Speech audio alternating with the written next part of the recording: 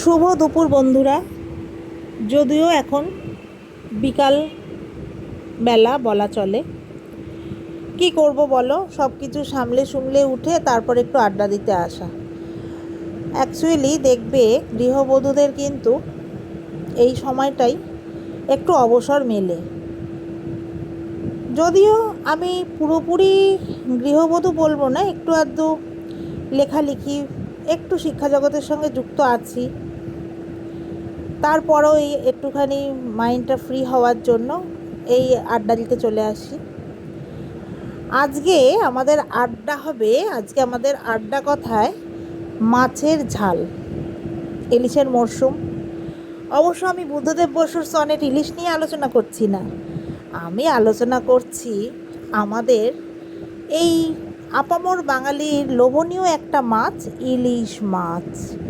যদিও আমরা ওই সনেটটিতে দেখেছিলাম যে ইলিশের তেল, ইলিশের গন্ধে মোমো করছে কেরানির রান্নাঘর, কিন্তু এখানে কেরানি ঠেরানি না, একদম নিজেদের রান্নাঘর।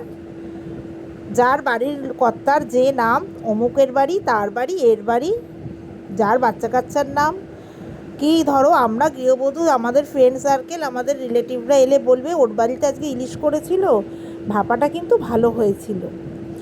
তো বেগুন দিয়ে, কালো জিরে, রাঁধুনি ফোড়ন দিয়ে ঝোলটাও যেমন যায়, ইলিশের কোনো ব্যাপার নেই। কাঁচা ইলিশ, ভাজা ইলিশ, ভাপা ইলিশ, আমার মতো এরকম ইলিশ প্রেমী তোমরা যদি কেউ হও তাহলে কমেন্টস করে জানিও। আর কার কার ইলিশের কী কী পদ রান্না করতে ভালো লাগে বা খেতে ভালো লাগে বলো, কেননা এটা তো আড্ডা, এটা তো স্টুডেন্ট টিচার ক্লাস নয়। তাহলে বোঝা যাবে যে আমরা কে কত দূর ইলিশ প্রেমী। তো আমরা দেখেছি সোনালি রূপালি আলোয় চকচক করছে ইলিশের গা। চলে আসি মানিক বন্দ্যোপাধ্যায়ের পদ্মা নদীর মাঝি। যদু হে যে ডান প্লুতস্বরের, ঠিক মাছটা নিয়ে আসার পর ঘরে যখন ভাইজে গরম তেলের ভাপটা ওঠে, মনে হয় কখন পাতে পড়বে, কখন ছবি তুলবো, আপলোড করব, এসব তখন আর মাথায় থাকে না। তখন আগে চলো সাদা ভাতের ওপর ইলিশ মাছ, সঙ্গে কাঁচা লঙ্কা ডোলে। আহ দেখো, বলছি আবার মনে হচ্ছে, কিন্তু আজকের মতো কোটাপূর্ণ খাবার, ওভারলোড, পেট, অন্য কিছু না। তো আড্ডা মারতে মারতে যখন ফুচকাটা মাখে, জিভের কোণে, ঠোঁটের কোণে জল সবারই এসে যায়। উফ, কখন দেবে, আর দিতে হবে না, নাও তো বাবা, হাতের কেরামতি বন্ধ করে এবার দাও। ঠিক সেরকম। আবার যখন তুমি নতুন বউ, কারুর বাড়ির আত্মীয়, তখন তো একটু সম্ভ্রম রাখতে হয়। নিজের বাড়ি, নিজের হাত, নিজের রান্না, বরের আনা মাছ, এই ব্যাপারটাই আলাদা। কিন্তু অন্য জায়গায় গেলে তখন একটু, আর বাপের বাড়িতে মায়ের কাছে সে আবদারটাও আলাদা। অবিবাহিতদের মাংসের আলুটা ভাজা রইলে একটা তুলে টক করে খেয়ে নাও, কিন্তু শ্বশুরবাড়িতে নতুন বিয়ে হয়ে আসার পর সেগুলো তো টক টক করে করা যায় না। তখন একটু সলজ্জভাবে, একটু সম্ভ্রম রেখে চলতে হয়।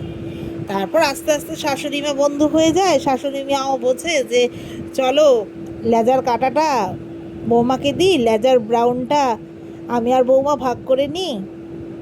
এইগুলোই তো আন্তরিকতা, এইগুলোই তো ভালোবাসা। সেই রকম ভালোবাসা আবারও ঘুরে আসি ইলিশ।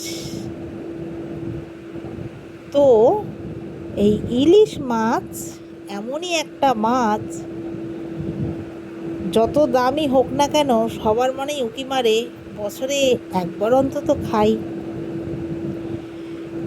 আবার কেউ তো বলে ইলিশ হলেই হলো, সে খয়রা হোক, ছোট হোক, সবসময় অত কস্টলি কি করে নেব, এই মরশুমে একটু ইলিশ খাবো না? তাহলে এই আষাঢ় শ্রাবণ মাসে সবার বাড়িতেই হবে কম বেশি, সবাই যেন এর স্বাদ পায়, কেউ যেন বঞ্চিত না হয়। এটাই শেষ কথা আজকের আড্ডার। সঙ্গে কিন্তু কাঁচা লঙ্কা, এটা যেন মিস না হয় বন্ধুরা। অনেকে আবার কাঁচা লঙ্কা খেতে পারে না, তাদের বলবো ভেঙে কুচি কুচি করে একটু নিয়ে খেতে। আবার ঝাল লাগে তো অনেকের। কথার ঝাল থাকে থাক, লঙ্কার ঝাল ঢলে খাওয়ার কিন্তু মজাটাই আলাদা। লঙ্কার ঝাল যদি নিতে না পারো, কথার ঝালটা দেবে কি করে? আর একটু তো মরিচ ভালো লাগে। স্বয়ং রবীন্দ্রনাথও বলেছে, সোহাগের সঙ্গে যদি মরিচ না মেশে সে সোহাগের মানে কি? সোহাগে আদরে আমাদের ইলিশ আজকের মতো এখানেই চললাম। আড্ডা দেওয়া শেষ। আবার দেখা যাক পরে। তোমরা সাজেস্ট করো কী নিয়ে আড্ডা দেবে। ভালো থেকো সবাই। ইলিশকে সাথে রেখে এগিয়ে চলো। Thank you. টাটা সবাইকে।